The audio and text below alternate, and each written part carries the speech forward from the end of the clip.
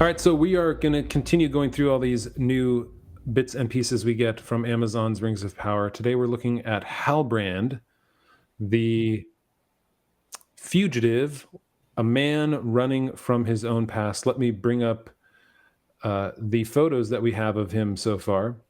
And this is Halbrand, who is not a character Tolkien wrote about.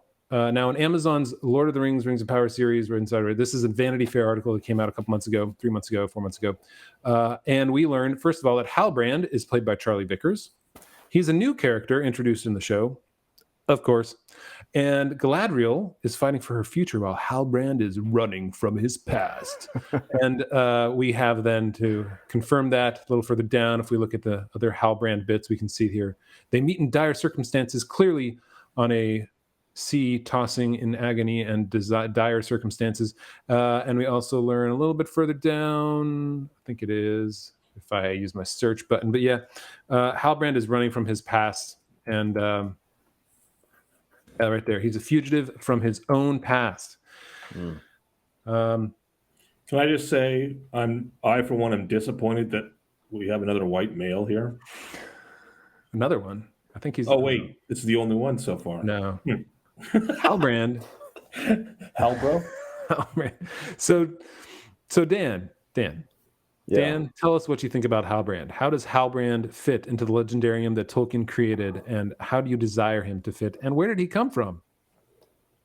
I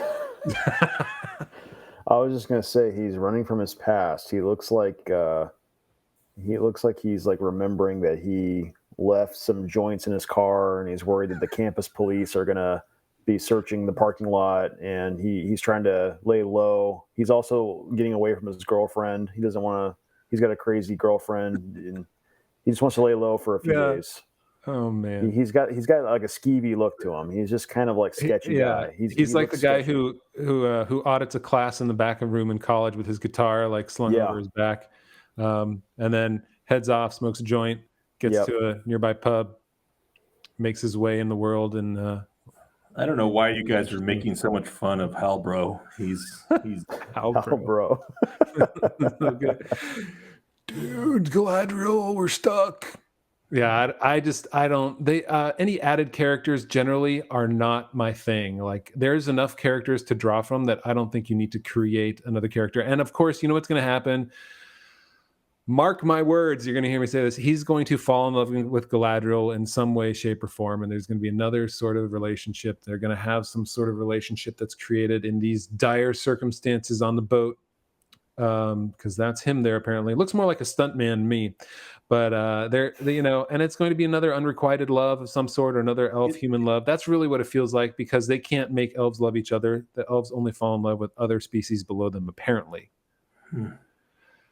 I hope not, but like I said, my cynicism runs deep, it runs wide, it runs high, it runs every possible way, and so I don't feel like the decisions they're going to make are going to be leaving me in any sort of positive fashion at all.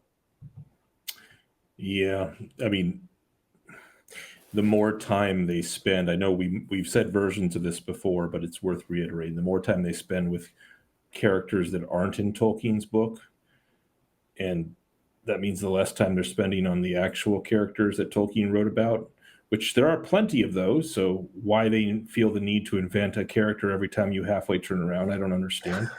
But because there are literally hundreds of characters in Tolkien's. That's right. And even the characters, they don't even invent characters, they invent entire races in order to put them in there. Invent being, there were no hobbits in the second in the Second Age, and yet we get them still in the Rings of Power, because they think we need hobbits, or else it's not Middle Earth. My biggest disappointment so far in this. Yeah. So the more time they spend on the characters that are non-canon, the less hope I have for this series. But we'll see. I'm willing to give it a fair shake, as long as Halbro doesn't do too many joints in his first 2 episodes.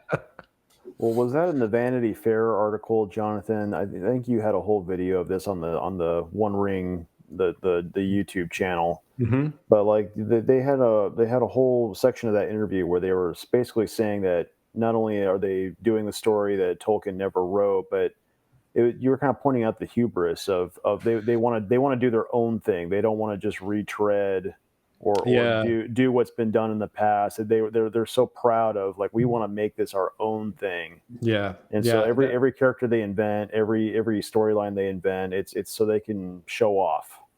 Yeah, that was in the Empire magazine article where they're talking about what they need to do. Although here they did have this glorious statement: "Can we come up with a novel Tolkien never wrote and do it as a mega event series that could only happen now?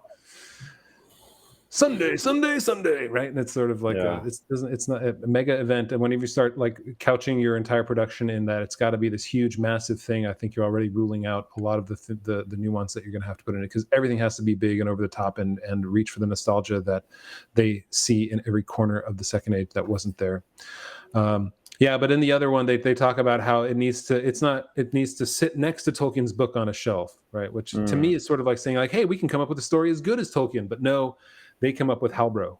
So I don't think that they're going to be coming up with anything as good as Tolkien, and everything that he ever wrote will be far above them. If there was a bookshelf, they'd be buried below it. And maybe it's my philosophy background, but then when I look at a quote like that, the driving question behind the production, can we come up with a novel Tolkien never wrote and do it as the mega event series that could only happen now? My philosophy major goes, well, yes, you can. You can come up with a novel Tolkien never wrote, and you can turn it into a mega series production. It'll just suck compared to what it could have been. That's the reason Tolkien actually never wrote it, because there might be a reason. Would have written it. Mm-hmm. To me, this kind of touches on a theme that I talk about, or we talk about on the podcast. This idea, and it's in Tolkien's essay of myth of being a sub-creator. And it's like these directors of this show, they're not sub-creating. They're not looking to the lore. They're not looking to the source material. They're not trying to be faithful to what has already been written. They're trying to create something new that they can be proud of and show off and be. So like the whole thing just kind of. Yeah. So you're saying they're like, Amazon is kind of like Melkor, perhaps. Yeah. Trying to create their own thing, and simply the whole music of the spheres becomes a cacophony around him until the one comes in and smites it and says, no, I will recreate what you did, and I will weave it into my own tale, and we'll all realize that what Tolkien wrote was far greater than anything they could ever come up with. And so what I hope for this, for Halbrand, for Halbro, is that just seeing him on the screen drives people to start reading the Silmarillion and Unfinished Tales and the new upcoming book, The Fall of Numenor, which takes parts of, which we need to do a video about, but it takes parts of the Silmarillion, the Second Age, and Unfinished Tales, and the Histories of Middle-earth, and according to Brian Sibley, the author, weaves it together or puts it together in a way that is somewhat chronological with some notes and edits so that you understand what's going on when, which is kind of cool. So it's not rewriting things. It's actually taking what's already there and putting it in a format. It's like a best of, right? It's like, the extra Beatles albums that came out with all these other songs that you already had. Not that I ever actually bought any Beatles albums, but it's a best of, and it puts it together in a way that you can actually understand it. It's the compilation Christmas album. That's so right. Yeah. So we'll see what they do. But with this guy, I don't know, man. Look at that. This is what Hubris brings you. It brings you Halbro. Halbro. All right. Well, guys, tell us what you think about it. And and we'll leave our comments down below too. So can Halbrand be used well, or is he just going to be a foil? Is he just going to be something that Galadriel has to not fall in love with because at some point maybe she'll meet Celeborn, which has not been casted, as far as I know, in the Rings of Power. So until the next one, we'll see you then. All right. Goodbye. All right.